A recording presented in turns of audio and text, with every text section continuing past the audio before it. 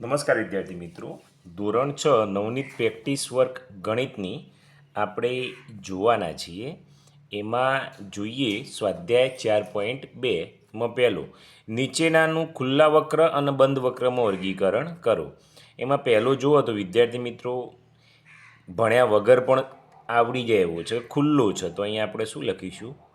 ખુલ્લો વક્ર. અહીં બીજો જુઓ તો આકૃતિ આખી બંધ છે, એટલે બીજામાં શું આવશે?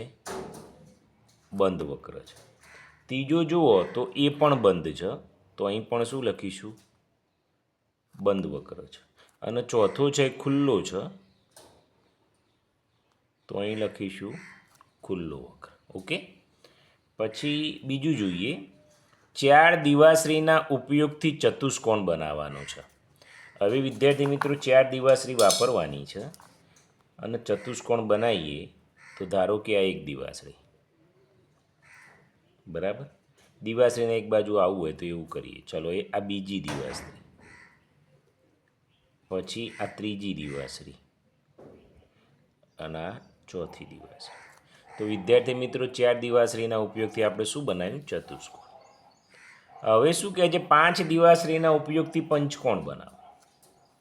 પંચકોણ એટલે 5 બાજુ હોય, તો અહીં બનાવી આવી જશે. ચલો, આ પહેલી, આ બીજી, આ ત્રીજી, આ ચોથી અને આ પાંચમી. પહેલી છે એટલે અહીં કરીએ, બીજામાં અહીં કરીએ, ત્રીજામાં અહીં કરીએ, ચોથામાં અહીં કરીએ, પાંચમામાં અહીં કરીએ. 3 દિવાશ્રીના ઉપયોગથી ત્રિકોણ, તો આ 1, આ 2 અને આ 3. પહેલી દિવાશ્રી, બીજી દિવાશ્રી અને ત્રીજી દિવાશ્રી. થઈ ગયા 3. ચલો આગળ. વિદ્યાર્થી મિત્રો, 6 થી 8ના ગણિતના તમામ પ્રકરણના વિડીયો પ્રેક્ટિસ વર્કના બનાવેલા છે અને એનું પ્લેલિસ્ટ છે, તો એકવાર જોઈ લેવું. નીચેનાનું વક્ર અને બહુકોણમાં વર્ગીકરણ કરવું. તો 3 કરતાં વધુ બાજુઓ હોય તો બહુકોણ કહેવાય. તમે જુઓ અને બંધ આકૃતિ જુઓ, 1 2 3 4. 3 કરતાં વધુ એટલે પહેલો કયો કહેવાય? બહુકોણ. અહીં તો તમે જુઓ તો રેખાખંડ છે જ નહીં, એટલે વક્ર કહેવાય. આ એ વક્ર કહેવાય. આ છે તો આને શું કહેવાય? બહુકોણ. ખ્યાલ આવે?